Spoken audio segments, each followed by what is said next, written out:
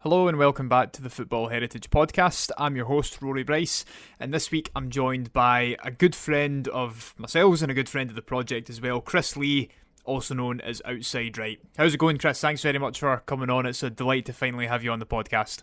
Hi, Greg. Thanks for having me on. Not at all. As I said, thank you very much for joining us. It's a pleasure to finally have you on the podcast. Today, Chris and I are going to be discussing all of the different things surrounding the subject of football, identity, and politics, which is something that we obviously enjoy exploring very much within this project and something that's kind of featured in a lot of our other episodes, but something that we've not necessarily dived too deep into at the moment as a specific subject.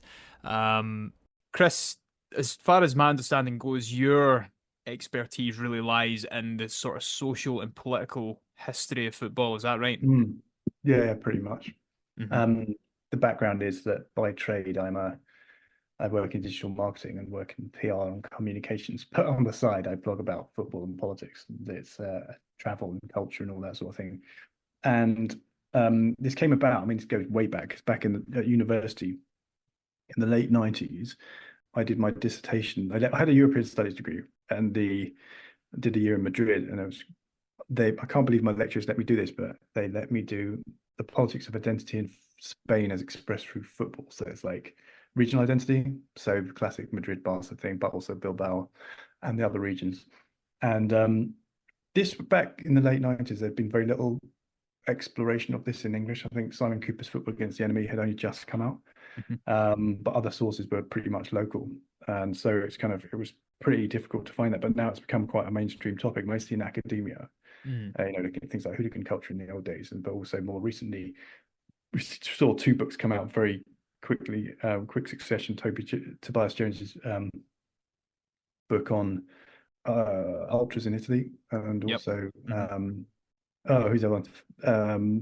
Football does reflect what happens in society. It's kind of a little bit of that, I'm sure we'll touch on the evolution of it as we go. But I think there's some really, there's great, interesting conversations happening right now in football, particularly around sustainability, because we're just talking after Green Football Weekend, and that's kind of the next frontier really of politics and kind of culture war in football really is what's happening with with sustainability. So yeah, I think it does reflect very much what's happening in society at the time. So it'd be very interesting to explore those avenues, I thought.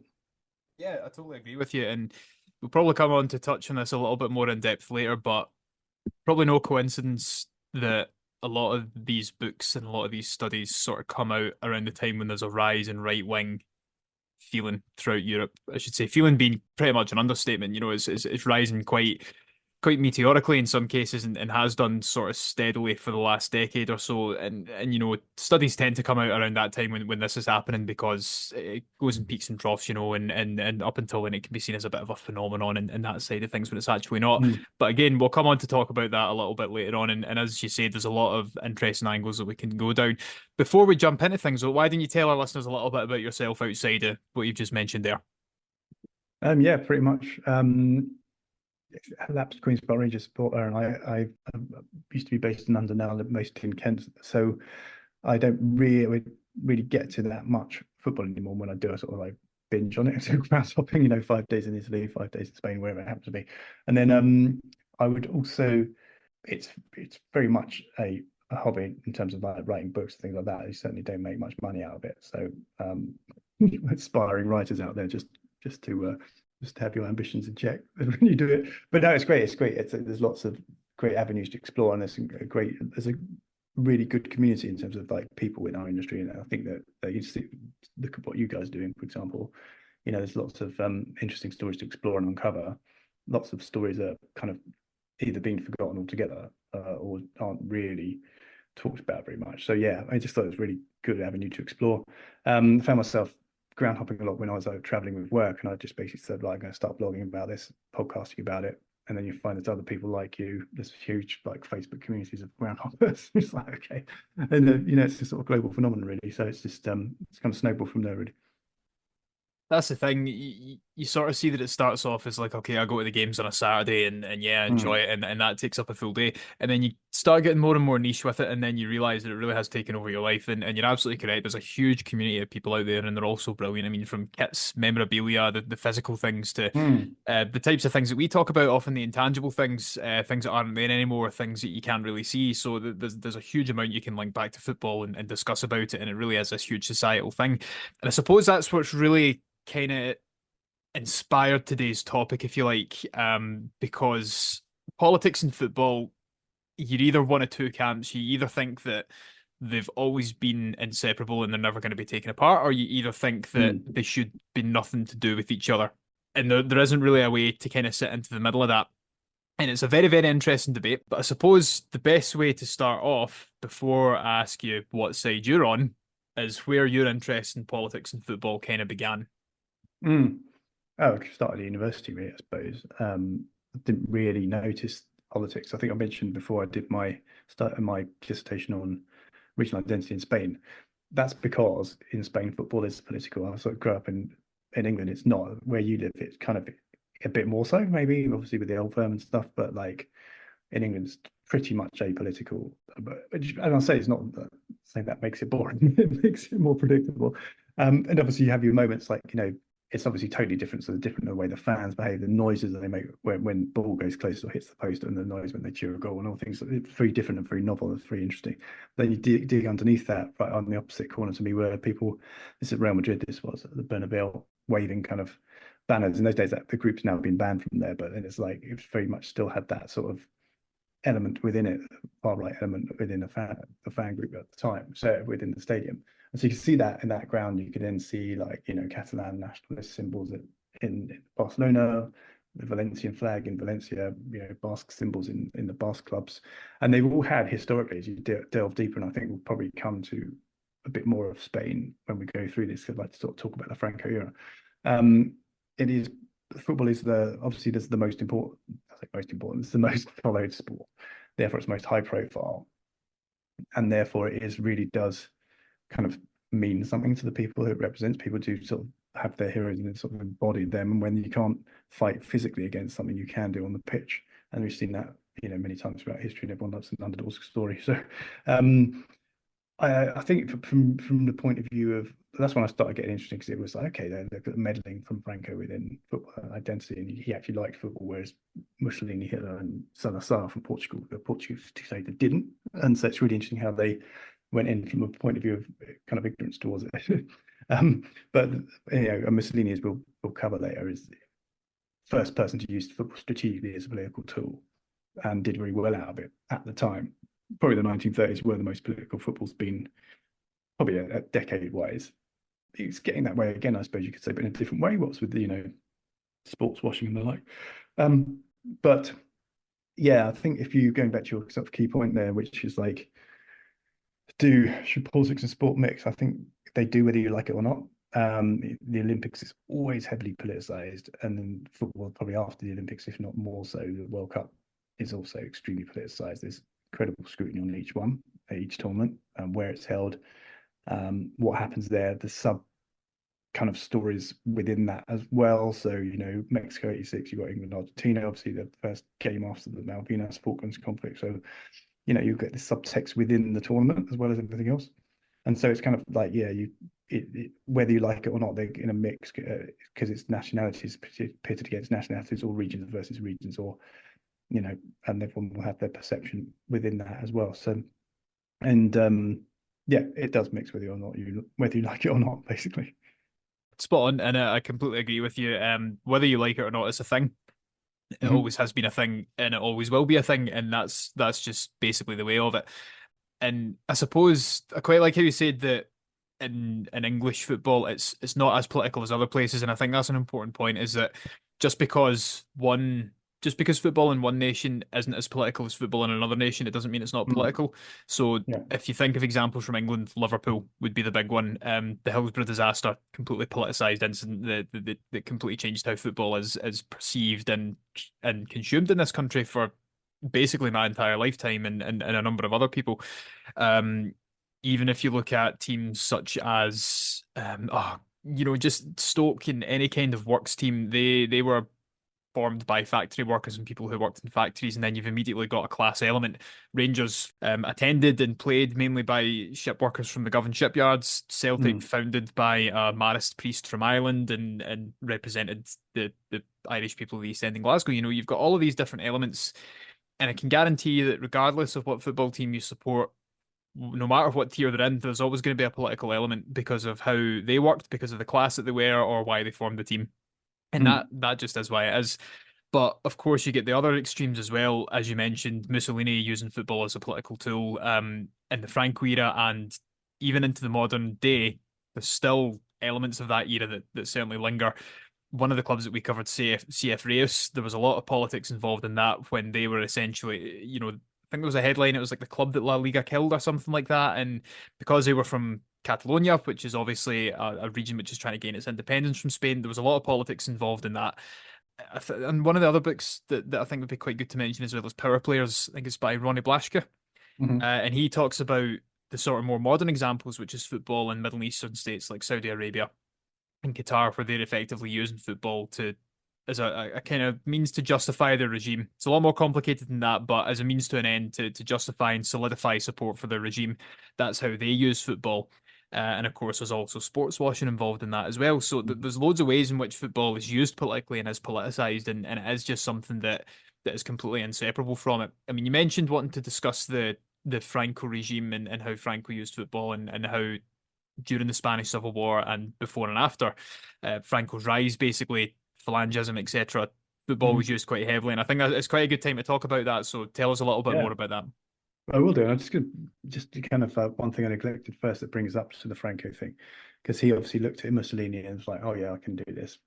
But if you mentioned the works clubs and all that sort of thing from the old days, yes, I think in England and Scotland, football was sociological, where the first becomes political. I kind of pinpoint in the defiant is in Ireland. So because it's an imported game by a colonial overlord at the time, effectively lots of the English sports or English origin sports like rugby, football, hockey, cricket, they were played, but it was divisive as to whether or not they should be by, the nationalist community within Ireland. This is when Ireland was still one at the time. And so this in the 1880s, the Czech Gaelic Athletic Association, the GAA, was formed in 1884 to protect Irish games like hurling and Gaelic football to, and promote them. And there's always been that rancor between the, you know, soccer and rugby and Gaelic football since then. But that was kind of a very localized issue. You have Michael Collins saying there should be no soccer for Gaels and things like that, and very much around identity. It was very localized.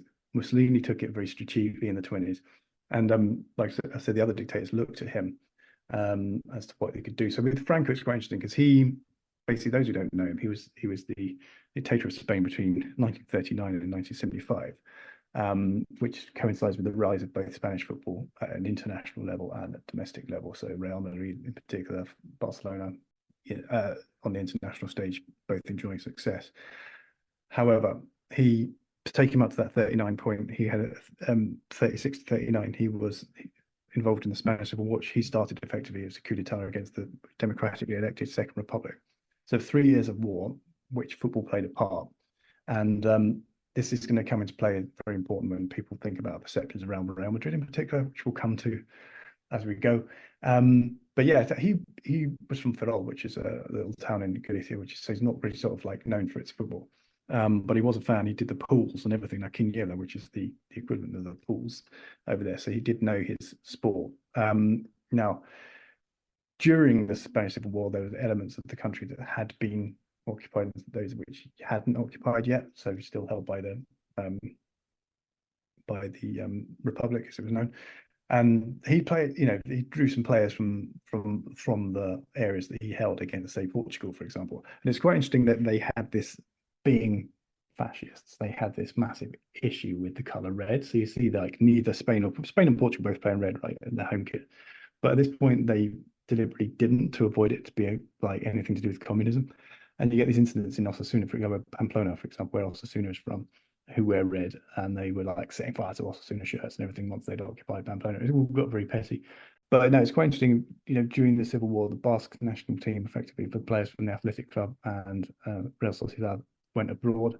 Barcelona, famously under the Irishman Patrick O'Connell, went to the Americas as well, sort of like to play, and basically kept the club alive financially while they were over there, and then they went back into business after the Civil War. But during it, basically, so afterwards, they had to rebuild. Everything had to be rebuilt. So Real Madrid Chamartin Stadium, for example, was actually destroyed because Madrid was under siege for like 3 years. So before the war, their chairman, a guy called Rafael Sanchez Figuera, had actually been a socialist, and he had announced the Second Republic. So he basically was the chairman of this club. And if anything, Real Madrid at that point was left leaning. And a lot of people associate with the Francoist era because he happened to be around when Real Madrid got really good under the kind of chairmanship of Santiago Bernabeu, who happened to be a nationalist supporter as well. So the rise of Real Madrid in the 50s, they didn't win the league between 1940 and like mid 50s. They're rebuilding. Simon Athletic Club and Valencia and Sevilla and Barcelona were winning titles. Real Madrid didn't get big till the 50s, and at this point is when European football starts coming along. So they got their players. They got Di Stefano, famously, Puskás, Copa, players like this, and Gento, and they basically went and won 5 straight first European Cups, right? And that's when people started to hear of Real Madrid. And that's when Real Madrid became the sort of like overseas embassy, effectively, of the Spanish regime. At the same time, it's kind of Spain is opening up. The US find during the middle of the Cold War, Spain was so isolated politically, it wasn't allowed to join the United Nations originally, but it started opening up in the 50s. You get overseas tourism. The Americans put like air bases there because they see it's useful access to the Mediterranean. And so, yeah, I mean, it's kind of Spain becomes, I mean, it starts growing economically, and the football kind of helps reflect that overseas. So it's almost like a Spanish embassy, the way that they're sort of like playing. They win the European Championship in 1964 against the Soviet Union, and Franco sees this as a kind of, moment where it justifies his civil war from 2 decades before, where he's actually like, yes, we've overcome communism. But bear in mind, 4 years before that, in 1960, he wouldn't even allow the Spanish national side to play the communist Soviet Union. So it's like a bit of a about face on his part for that, but it kind of paid off, and he was obviously used that for propaganda purposes as well. But the way that football was structured in that period, a lot of people, you hear people, say, oh, Barcelona was the anti-Francoist team. I mean, there's an element of that. There's obviously they did have their languages suppressed in Catalonia and in Basque Country, and you can't arrest 120,000 people at Camp Nou, so it was quite easy to sort of like to talk your language, and that's the safest place to do it effectively, and show your flags that are banned and all that sort of thing without getting arrested necessarily. But he did have a Falangista, a member of his party, on the board of every club in Spain, so it's like wasn't entirely. There wasn't, I think he realized that he couldn't have Madrid win absolutely everything. It's not like in Berlin, we had Dynamo winning, the team of the Stars League winning 10 straight championships in East Germany. Like, he let, other people did win it. It was a fairly open field. It wasn't all like, it wasn't uncompetitive. It wasn't overtly biased. And I think a lot of people read into that and think that it was this like massive structural thing. It may well not have been, to be honest. But anyway, yeah, it's quite right up to his death that football was political. So just a few weeks before he died, they sentenced a number of Basque activists to death, and the executions went ahead. And in which case, because there's so much international outrage towards it, even Lazio against Barca, Lazio pulled out of their UEFA Cup match with Barca because they were worried about the sort of public reaction to them playing a Spanish side. And so, yeah, it was right up to that point, and even after its death, actually, because the Iguarina, which is the flag of the Basque Country, if you don't know, it's red, white, and green, and it's kind of like a Union flag kind of design. But that was banned. All the other regional flags were re-institutionalized after Franco died in 75, but the Basque one wasn't. So in the 1976 Basque Country derby between Real Sociedad and Athletic Club, the two captains walk onto the pitch with this hound-sewn flag, Iguarina, by one of the players' sisters had sewn. And it was basically like sort of a big moment. It's like, do they get arrested for dissent or blah, blah, blah, what happens? And they didn't. And so that was basically kind of like a key moment in legitimizing the flag and making it accepted again, was a football match. So it's like, you can see that football is just like, it's political all the way through kind of Spanish football history, and it still is really. I would say you can tell the history of Spain in the 20th century through the name of its cup competition. So it starts as the Copa de la Coronación, which is the Coronation Cup in 1902.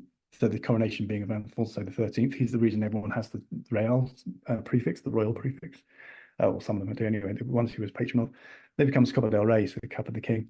And then during the Second Republic comes the Cup of the President of the Republic. And then during the Civil War, it's the Free Spain Cup, which it doesn't really it's not been recognised. Levante won it. It's not really recognised. I did a blog post on that. It's quite interesting. And then after that becomes the Copa del Generalissimo, which is what Franco called himself, the very big general, basically. And then he dies, the king comes back, it's the Copa del Rey again. So it's like, that's what it is at the minute. So you can basically chart Spanish history through the name of its cup competition. And it's just everywhere. Politics and football in Spain, it's everywhere. Amazing, yeah, and you're absolutely right in that it's everywhere, and there's so many kind of parallels with other nations that you can draw to these kind of moments that the politics is so evident in them, and you can see how political it is. Obviously, it should caveat that the context of politics in any country is completely different. We're not drawing direct comparisons to them, but for Mm. instance, when you mentioned the two players coming out with the Basque national flag on the pitch as being one of the key moments, what came to mind for me was we spoke about that. I think we put a Twitter post up about it in October, I think. But it was a moment that Chris Etchingham talked about in his book Emancipation for Goalposts when Zvonimir Boban kicked the police officer in that game, and that the not so much the act of doing it, but the photograph and the immortalization of that moment was a huge key turning point and political turning point in the history of Yugoslavia because of course, that was billed as the kick which started the Yugoslav war, which a lot of people have said actually wasn't the case. And we know it wasn't the case because there's so much more to it, but it's the iconism of this kick, and it's the same as the Spanish players carrying out the Basque flag as well. But you obviously know so much about the politics of football in Spain and how it's just absolutely everywhere at all points. And as you said yourself, football in Spain is incredibly political. It's the same in the modern day, or is it tailed off a little bit? Um, Because there's maybe some examples which would say that it's there's elements of it that are still there. well, if I go back to the classic Madrid Barca thing, I don't think that's as much as it was certainly as a you know Castile against Catalonia. I think that's now more a commercial rivalry. I think we saw that with the Figo signing and everything since then.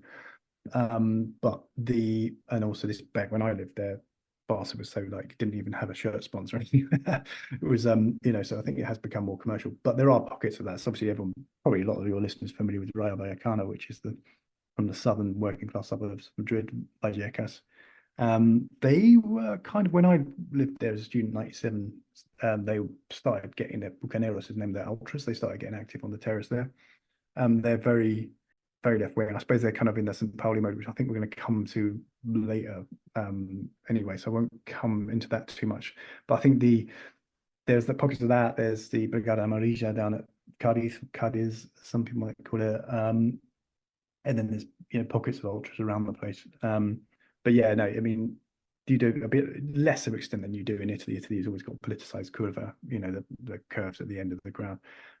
Whereas it doesn't have quite so much in Spain, but there is like obviously that undertone. So I think people, because people in Spain typically will support their local side, and then they will have a preferred option out of Madrid and Barcelona after that. So I imagine it's the same in Scotland, right? We've got a dual hegemony that kind of just wins everything. It's a who's your big team type of mindset, isn't it? It's if you say that your first team is up here, for example, I don't know, Stirling Albion or Cowdenbeath or something like that. It's like, okay, who's your big team? And I can imagine it's something similar. But that reveals a lot about yourself, doesn't it? I suppose a little bit in terms of similarly, are you more likely to be unionist inclined, or so it's kind of like it's similar with Madrid. If you support Madrid, you're more likely to believe in the unify Spain, and likewise, if you more for Barca, you like probably kicking against the centre. So it's kind of like that. Really. Yeah, it's something that's a strange one, and I suppose that kind of takes us nicely on to the next topic. Is that football clubs are kind of political through their founding and their histories and how politicians and governments use them, they're also political to the fans because if you say you support a certain club, it almost gives an indication of your Mm. voting preferences or where you lean politically and that kind of thing, or what your values are and what your worldview is. And I think that's something that a lot of people understand and a lot of people acknowledge is there, but it's not something that's particularly well studied or very well sort of. I don't know. It's an interesting one because it's like, well, if I mean, I'm talking maybe 10 years ago when I was a lot younger and a lot stupider. If someone told me that they'd supported, I don't know, probably Rangers, to be fair, I would have probably said I don't really want anything to do with you, despite the fact that many of my family members were Rangers fans, and since then I've kind of grown up and got over that whole kind of thing because it's a lot of nonsense. But still, if someone told me that they were a Lazio fan, for instance, and I'm not saying this is all Lazio fans, but the thing that immediately comes into your mind is a video of them, I think, in London when they were playing Spurs and there's a group of fans, I think, in a train station somewhere, and they're giving Roman salutes, they're singing fascist songs, and that impression immediately comes to your head. And probably if on the other side of the spectrum, someone says, I'm a St. Pauli fan or I'm a Celtic fan, then a lot of people who are on the other side of things will probably think, oh, well, you're this and you're that, and you believe in Mm. this and these things are wrong. And it all comes down to this thing as football clubs and the badges kind of being expressions of identity. And I think it's a very, very interesting thing, and the St. Pauli thing kind of comes into that as well. But and just through writing about the teams in Spain and Italy, I mean, I guess it's probably maybe more of a modern thing than it was. Well, maybe not. I think it Well, depends on the funny, context. yeah, funny you mentioned that because I was thinking about this. I was like, oh, modern identity, but I used to go back, and I went back as obviously, a lot of your listeners are interested in history, and I thought, who's the first club that had an actual identity, were designed with an identity in mind? And I think it's probably Hibernian, to be honest, 1875, first Irish founded club in Scotland. I'm trying to think, is all the sort of like, any of the English or Scottish clubs before that were just like for enjoying the game, playing the game, works teams, church teams, all that sort of thing. But the Hibernians are the first one that's actually representing a group, in minority group at that point, as well. And they led on to inspire the foundation of Celtic and Dundee United, or the club that became Dundee United.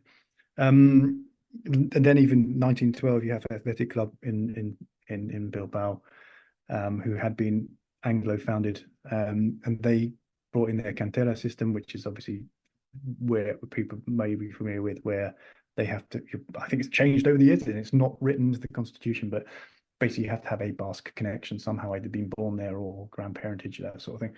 So, these have existed all the way through history as an identity, but some clubs have an identity kind of, or have developed one. As you mentioned, St. Pauli didn't start, they've been going since 1910.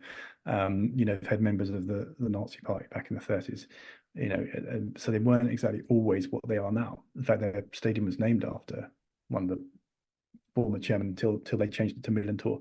So in the 90s, so it's actually, what they are now is not what they were when they started. So it's kind of like, I think it became an identity. Some start out with an identity, someone like Hibs, or they adopt one as they go through, like Athletic Club did very early on in their days. So less than 10 years they've been going at that point, like St. Pauli did in the 80s, probably. And they've come like, and they've St. Pauli, as you can draw a direct line pretty much between how they've inspired, say, Rayo as a progressive club, Bohemians in Dublin. But actually, Bohemians have always been fan owned and quite sort of, democratic all the way through, they'd argue, but they've been particularly recent years. A lot of the English non-league clubs like Dulwich Hamlet, Clapton, Whitehawk, these are, some of the fans down at Eastbourne Town, even you find pockets of kind of fandom where a club is sort of like getting a progressive identity in this case, or in Italy where clubs that were founded back in the 1900s or 20s, and then they suddenly when the ultras came along in the 70s and 80s, they started getting an identity in that curva, which is maybe at odds with how the founders meant it to be. So, and likewise, Real Madrid is an example I used as well. That people associate it now with, obviously, it's a very commercialized brand. People may have once upon a time thought it very closely aligned with Franco because he was a supporter, etc. But then before the Spanish Civil War, it was, had a Republican president. So if anything, it's a club of the sort of the Spanish center, not, nothing to do with politics really, as much as more the political center, if you know what I mean. So yeah, I mean, it does kind of, these things do ebb and flow really.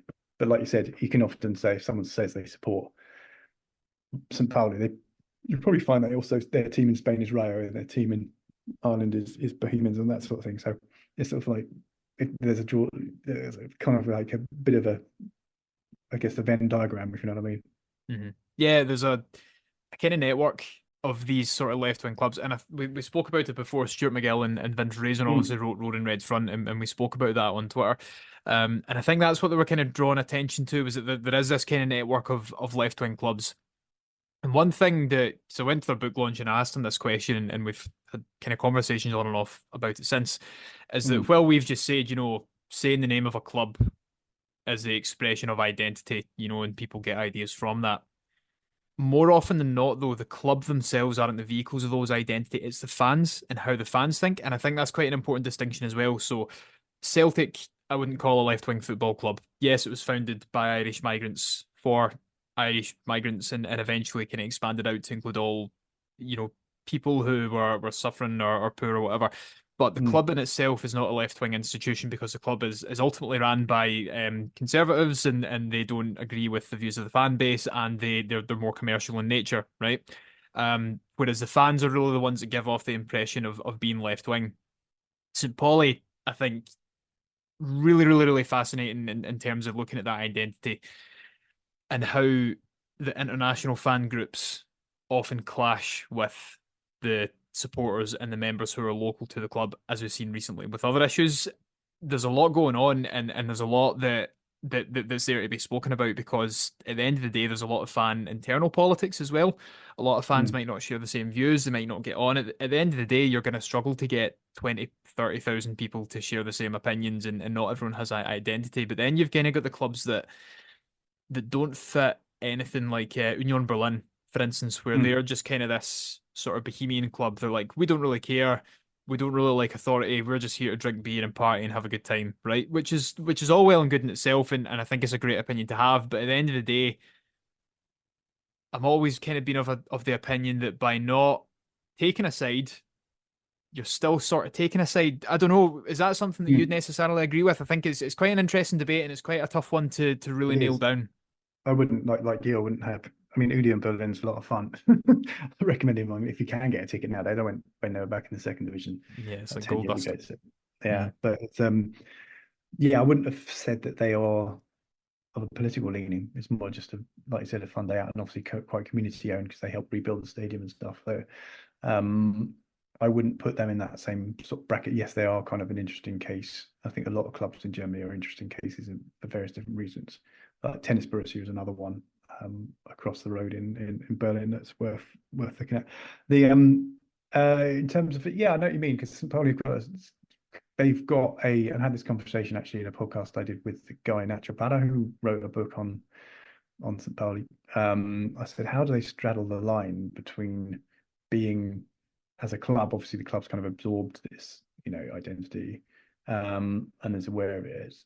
How do they balance that and not being overly commercial? Because at the same time, you go to the Reaper Barn and you see the club shop and it's got, kits and t-shirts in it and things like that. So they have a tight line to sort of like follow. They're not going to be accused of selling out effectively, which the more purist elements might kind of accuse them of at some point. So yeah, it's a bit like when Union went up and it's like, oh no, it's the kind of like the fun is over now against serious football club. We're in the top Bundesliga, and it's a bit like St. Pauli. They haven't been in the top flight for a while. I don't think I've been into my lifetime actually, but it's like yeah, if they did go up, that'd be very interesting. What would happen then? They'd suddenly got like even more attention. So yeah. Yeah, another book you're talking about, another football is possible, I think it's called. And yeah, one of the chapters on that was what do people identify with most, St. Pauli the club or St. Pauli the brand? And I think Mm. a lot of people would probably say if you sat down and gave them a proper dissection of it all, they'd say it would be St. Pauli the brand and St. Pauli the values that they perceive that the club has, as opposed to St. Pauli the club, where the fans are sort of like Union Berlin in a way, where they are more left wing and they are political, but it is also very much like we still don't really care about a lot of things. We're just going to have a bit of a party. Again, they are more political, but compared to a lot of the fan groups who are often more left wing and kind of spreading over and things like that, the international Mm. fan groups.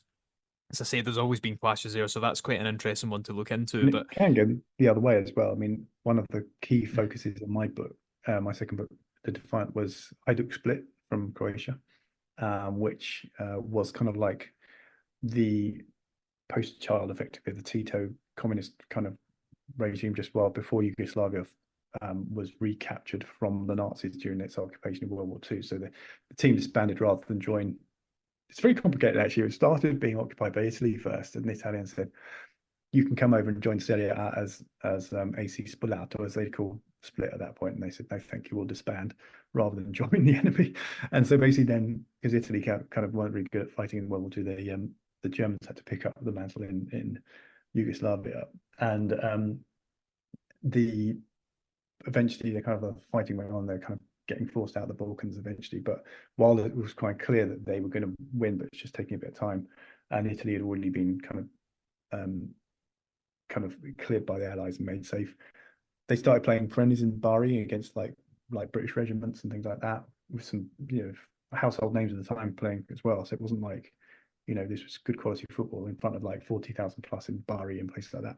They did a whole tour of the Med, and then they went back and they played on Boxing Day in Split, and less than 10 kilometers from the main line. You can still hear the firing and the guns and stuff while it was going on. Fighting for Croatian freedom or Yugoslavia it was then. But the interesting thing about Hajduk Split, when I put that out, and I said that I put a blog post out saying, most important clubs in history, and I put Hajduk Split in there because they're so important. They also helped Hajduk fans brought in the torcida, the kind of ultra thing from Brazil in the 1950 World Cup. So they're really influential in bringing ultra culture across to Europe. But I got a lot of feedback from Croatians. In fact, I got interviewed by a Split-based media outlet and they were like, are you aware that if anything, ultras nowadays in Hajduk Split are kind of, I'm not saying disowning, but they're not so proud of that period because they've gone the other way, and it's like, okay, that's interesting. So it's like there's been a move to the right, should we say? They're not so proud of that. What I thought was a really, really interesting and important sort of case study of football and progressive politics in World War II. So anyway, there we are. yeah, that is really interesting. I think it's something that Chris Etchingham touched on Emancipation for Goalposts as well, is that pre-war, during the war, sort of just in the immediate aftermath of the war when some of the states in Yugoslavia still had these really sort of proud left-wing communist identities, to Mm, be very general, of course. And then when the breakup began happening and there was all of these nationalist tendencies coming to the fore, a lot of the football ultras were heavily involved in that. And of course, they are now the groups that dominate a lot of the terraces. It's not to say that every single club in former Yugoslavia nations are right wing, of course, but mhm, um, a lot of them adopted the nationalism. You hear the stories about like the Bad Blue Boys and things like that, and they fought in a lot of the militia groups and things. So it is very, very interesting. It's interesting how football has always kind of played this sort of integral role to all the types of things that have happened, and it's just fascinating the different extremes of it. And yeah, the old firm has saw its fair share of violence, don't get me wrong, but then not so far away in Europe, you've got these things that have actually drawn up national boundaries and they've affected people's lives in really catastrophic and life-changing ways. And it puts a lot of things in perspective, I suppose, and it really kind of comes back to this idea that it can go from every bit of a spectrum, from just being founded by a work team by a group of working class guys to literally like the worst possible things that you can imagine. And I think it was in the Defiant you spoke about the football teams that were founded in the German prisoner of war camps. Was that mm. right? Yeah. Yeah, yeah, And yeah. that was really, really, really fascinating. It's not something that I'd known about before. And the one thing that stuck out in my head was that how the prisoners almost managed, well, they basically did manage to create a transfer system more or less, and they would transfer between different prisons, and that's how they would organize different resistances in places where that were literally designed to snuff out any form of resistance. I thought it was one of the most incredible things that I'd read, and it's something that's really, really stuck with me. Just how against this thing that's existing to make you not live, you're still finding ways to defy it. It was incredible. Mm. I am just looking up the name of a book that people should read on that actually. Uh, 1 second. I think it's called Soccer Under the Swastika. I'm trying to remember who wrote it, and I interviewed the guy from that. 1 second. Yeah, so Kevin E. Simpson, Soccer Under the Swastika, Defiance and Survival in Nazi Camps and Ghettos. that's worth reading if you want to know more about that. It's obviously a very intense read. I had him on my podcast. But yeah, it's kind of an important part of that conflict in terms of it actually helped keep some footballers actually alive by, like, because they got favors from capos, so like people who ran the camp and stuff, and they were making bets on these games, so that it was in their interest to keep the players relatively healthy enough to win. So they actually had the whole league systems, like you said, and transfer systems. And you had like um a number of kind of survivors who went on to do great things afterwards. I mean, two great examples of Holocaust survivors who did really well were Bela Gutmann, who won the European Cup with Benfica. He's the one who's credited with bringing Eusebio from under Sporting's nose into Benfica, and all the success that followed there. And then also Egri Erbstein, who was the boss of the Grande Torino, who had they come 10 years later would be talking about Torino rather than Real Madrid, but they unfortunately perished in the Superga air crash in 1949. So along with Epstein, so he's kind of these are great people from history that definitely deserve a lot more credit and attention, I think. Definitely, definitely. And I think, throughout all this, this is something that from those stories that you can tell, it's people literally fighting for their lives and they experienced untold horrors that hopefully we'll never see again in our lifetimes in some parts of the world are still taking place. But identity in football and politics and stuff, it goes so far down the pecking order when things like that are considered, and it's interesting for us to look back and read about and study and things like that, of course. But it's just again, it's one of those things that really puts it into perspective. But I suppose the big question really, and I think we've sort of answered it, but sort of not throughout our conversation here, is that within the heritage of football clubs and certain football clubs, can they ever really claim to be one political leaning or another? Is it fluid, Hmm. or is it more the fans that kind of drive and dictate how those heritages and how those identities are? I mean, I think I know what my answer would be, but I don't know about you. I think basically with most established clubs, it's 90%, if not more, of the crowd are just there to watch a game of football. And it's the 10% like who are making the noise who we see and like we give probably above average credit to for being representing their club because they're the ones with the banners and the noise. So maybe we have to just temper ourselves and think that what how much does football really play in all this? But it's definitely in terms of clubs' identity, I think yes, certain clubs really do have one. I think somewhere like Italy, where they have the process of the phenomenon of the campanile.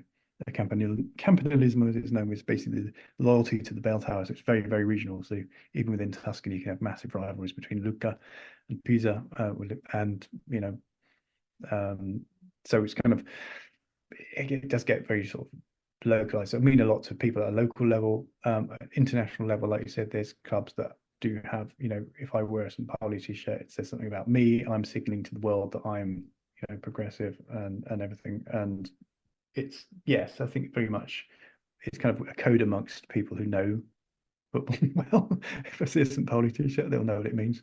But most people, 9 out of 10 people, probably wouldn't who pass in the street go, what's that? So yeah, I mean, I know what you mean. I think it's always going to be there, and I think it really shows itself at, say, international level more so than club football because that's more even well 20 years ago, even 10 years ago, I was like even saying, "Oh, what's the point of countries?" Because like it's like it's all a bit silly, getting tribal about the World Cup. But now, everything's gone the other way, and if anything, so you know, um, I think people get political without even knowing it. And I suppose like, when you support Celtic, you obviously you support Scotland. So those would be two key identities for you. And then as much about what you're for as to what you're against. So if you're seeing England against someone, you probably support whoever's playing against England, right? So like, in a minor way, you're being political as well. So it's kind of that's where we all sort of do it eventually at some point. Yeah, there's always an undertone and there's always a kind of slight link there, isn't there? Like you said, if you're watching football and there's a team you don't like and you're supporting the other team, that's playing them, then maybe ask yourself, why are you doing that? There's some kind of political interaction in there somewhere. I completely agree with you. But it's Yeah, also it's also the interaction with other supporters as well, and other supporters groups, no matter mm, what way you see it. If you're choosing to oppose or support one team, then whether you like it or not, indirectly or directly, you're interacting with that set of supporters in that club, and it's something that you'll do again and again and again. And if you see a supporter online or in person who's wearing that jersey, then you will interact with them in a certain way, whether it's, physically or mentally, or you'll say hello to them or you'll choose to avoid them. It's all these little things that happen when you choose to consume and watch football and decide what sides to take and things like that. And of course, on the yeah. other side of things, it's, yeah, sorry, go on.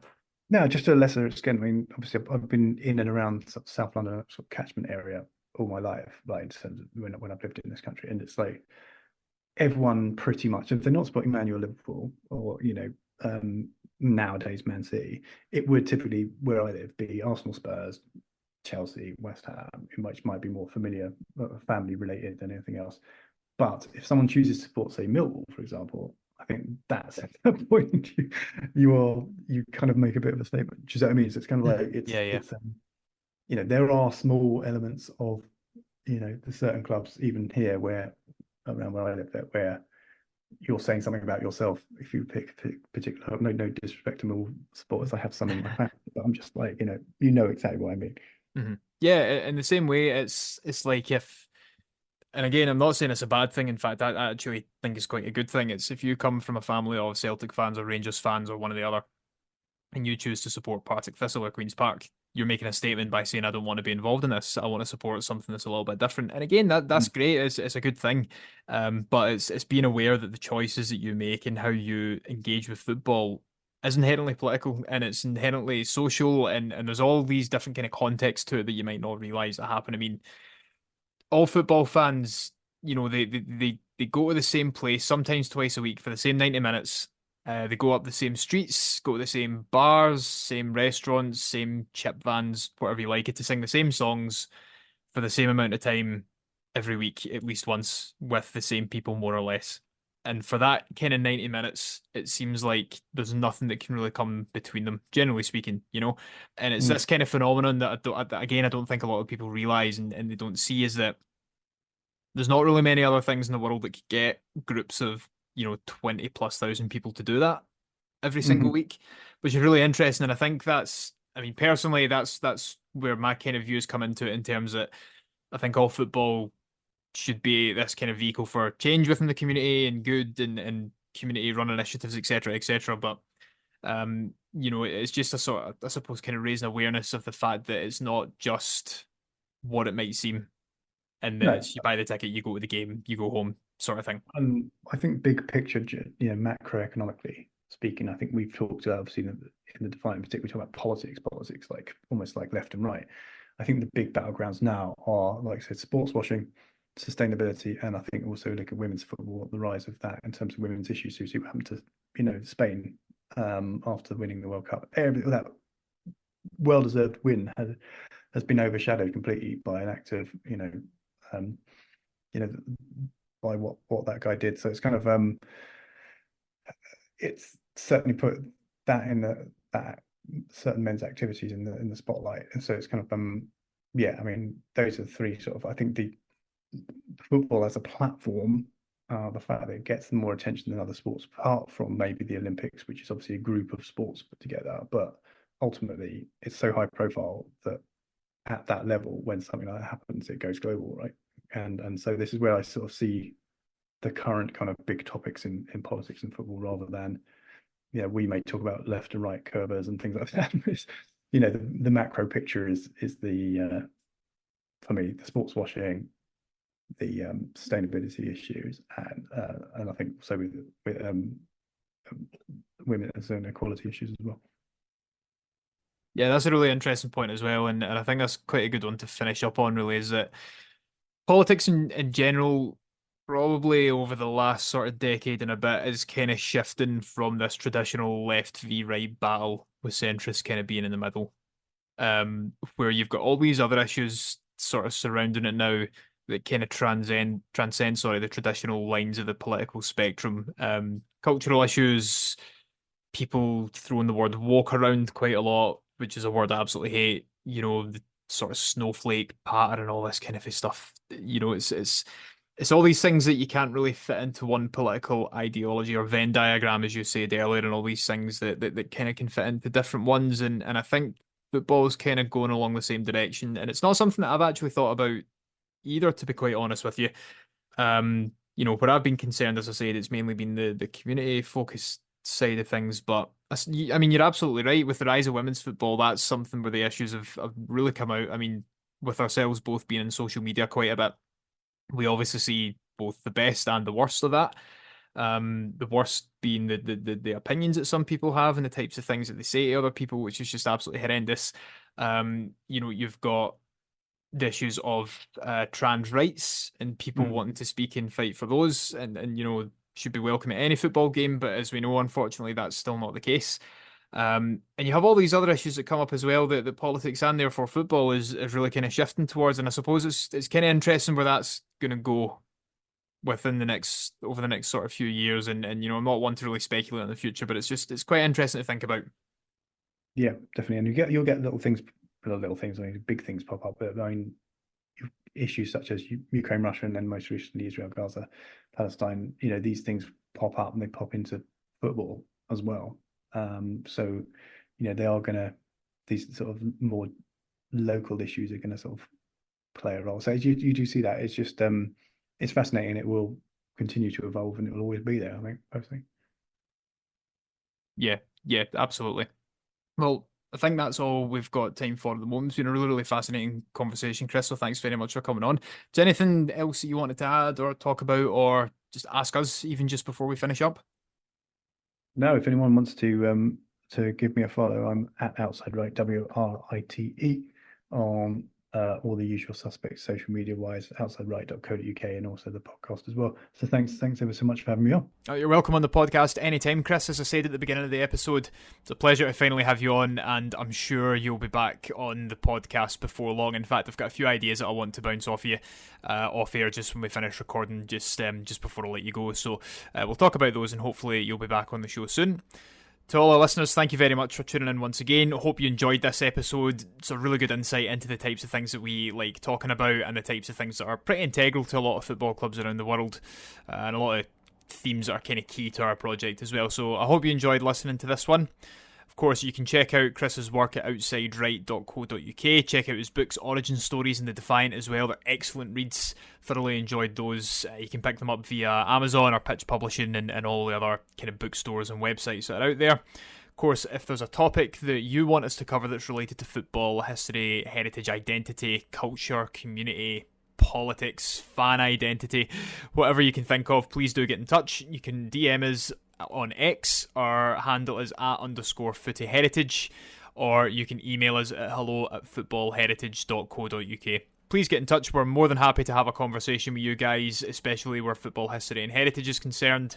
And if it's something that we can make happen on the podcast, then we'll aim to do so as well. Of course, you can also check out our website, which is footballheritage.co.uk, where all of our written content goes up. There's some fantastic stuff going up from our contributors there, so please do go and check that out. But for now, it's a goodbye from Chris, and it's a goodbye from me as well. We'll see you all again next week. Goodbye.